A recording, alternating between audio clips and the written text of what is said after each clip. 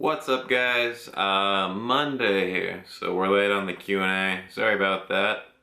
Hopefully you guys had a good weekend. I know I was pretty busy, so it's kind of why we are doing it Monday now. Today's Q&A, we're gonna try to keep it a little shorter. Short and sweet. As you can see, had some South Park on a little bit ago. Had to pause it on a good screen, otherwise what's the point, you know? So anyways, let's go ahead and hop into it here. It's Q&A 21. You guys did a great job about, upvoting comments and questions you want heard, so I'm just taking those top comments and questions like I say every week, so we're just taking those, and I'm gonna answer those for you guys today. So first is first. Lava Monkey says, I'm gonna keep asking non-lifting questions, so I'm gonna assume that he's been at it for a while. I just haven't seen him. 1, Pepsi or Coke? Neither. If I drink soda, or whatever you want to call it, it's usually Mountain Dew. I'm a Mountain Dew guy. 2, what's your favorite beer? Beer you can't stand. Favorite beer, I like Golden Ale, and IPAs are good. Beer I can't stand. Some light beers aren't that good. I just tried a oat ale. It wasn't that good. I don't know, it was okay. Maybe I just didn't have the taste for it last night. But light beers like Budweiser or Bud Light, I don't like them. I do like Miller Lite though. It's got a good flavor to it. So I don't know. 3, Burger King or McDonald's. I don't eat those. When I was a kid, I'd probably say, it's hard. It's been so long. I don't know. I guess probably Burger King. Cause I don't like McDonald's at all. Gatorade or vitamin water? Probably Gatorade.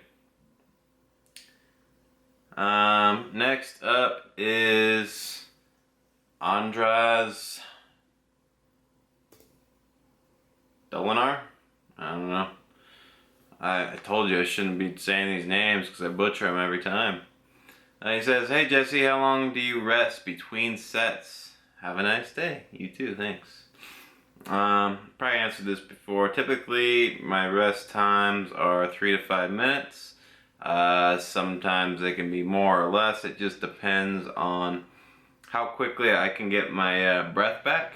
So I'm breathing at like a normal rate, and I also feel mentally and physically capable of finishing my next set. Like, I don't want to go into my next set absolutely fatigued. I don't see the point in that. Focus on me, camera. What are you doing? Me. There we go. It's probably gonna be shitty halfway through the video. Oh well. Where were we? Fraser McDonald says, could you give us some tips on how to avoid rounding, or how to avoid back rounding on a heavy deadlift? Ultimately, you got to strengthen your upper and mid back. So farmer carries, front squats. Those are 2 exercises I would say implement to help strengthen those areas. As well as barbell rows and things like that. But the biggest thing is to get your hips down and to tighten and contract your lats, upper back, before you initiate the pull. So you should actually kind of pull your hips into it, and that's going to kind of lock everything up. And then you're going to push through with your heels, and that should really help to keep that back a little straighter, keep your chest a little higher, and that just makes it a much easier and much more comfortable lift. And helps to avoid injuries. And that's what everyone wants, right? So hopefully that tip helps you there. Ooh, no, that's not what I want. Our Harmony would you ever compete in a bodybuilding rev competition? I would. As far as I understand, those guys are like from Russia or something. So it's unlikely they're going to come out to Boise, Idaho to film me. So, something to keep in mind. Andrew O'Honian. Sorry, I don't know. Among your clients, do you find any particular qualities that lead to some succeeding and doing better than others? What do you like to see in your clients? The biggest thing that increases success is just their ability to push themselves and to continue to break barriers. If you're just following the routine that I've specifically given you, you're gonna see some results, but not as well as maybe you could. It's the ones that adjust on the fly that can know, okay, today this set of 10 was a little easy, so I'm gonna bump it up 10 pounds. And make it harder on myself. It's those kinds of people that are going to be able to push themselves more and see better results. And that's what the program's about. I really try to emphasize and tell them that it's RPE based. Try to fill it out first, and based upon that, then you can adjust numbers. So that would be the biggest thing, I think. What do I like to see in your clients? I like clients that can send me, video and take constructive criticism well, and the ones that really push themselves, listen to me. The ones that are always, I'll tell them something, but they don't necessarily listen. They just kind of go off and do their own thing anyway. It's like, what's the point? Because I do charge for online training, right? So when they pay me and they don't listen to me, I'm almost like, well, it's not worth it to you. What are you doing? So I really just strongly emphasize on actually listening and try things out that I tell them. Alright, Powerman Gustav asks, when do you put your knee sleeves on in the squat? Yeah, I know I probably missed this question last time. When do I put them on? So I put my knee sleeves on just around the lower part of my leg, so they're not like actually rolled up above the knee, even before I start squatting. But once I hit my first working sets, 405, is when I'll roll the sleeve up and start utilizing that. So yeah, last question here. Someone asked, what did they ask?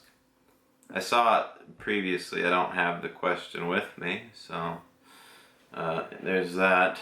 They asked, there's a few actually.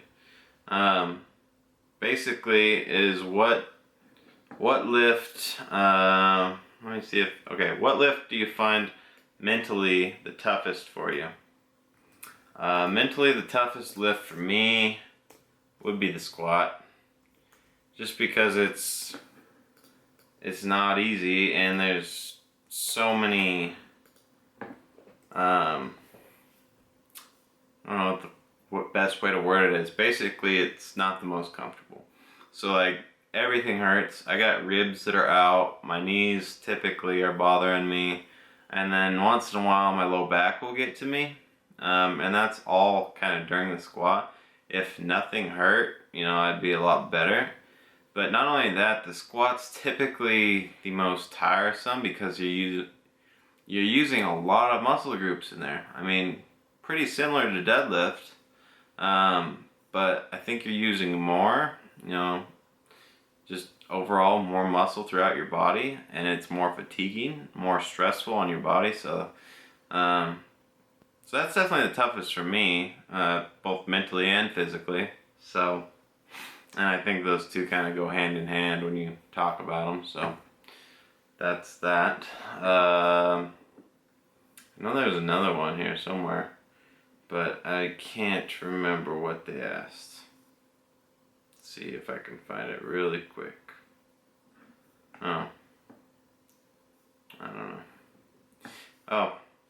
Can't find it, but here's a different question. Someone asked, what's my max front squat? Well, I front squatted 500 pounds like 2 years ago.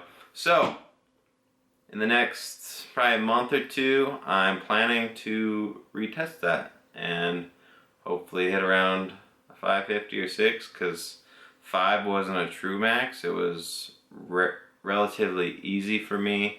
You know, I probably could have hit 550 then, so I'm thinking either 550 or 6 would be the goal now and actually hit those numbers. So I'll be training for that. I'll be kind of increasing my workload on the front squats on Tuesday, hopefully allowing my body to go a little heavier and adapt to those, you know, heavier weights and changes. But that's kind of my personal goal, and something for you guys to kind of look forward to and maybe follow once I get that going. Other than that, guys, that's all the questions I'm going to answer here today. Like always, leave your questions, comments below. Upvote any ones that you want to see answered. And also don't forget to like the video and subscribe. If you like my content or if you like the video, let me know.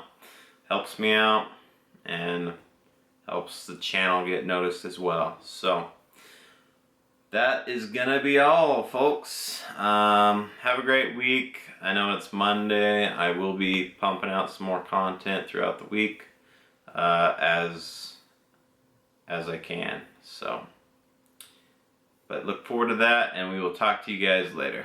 Thanks.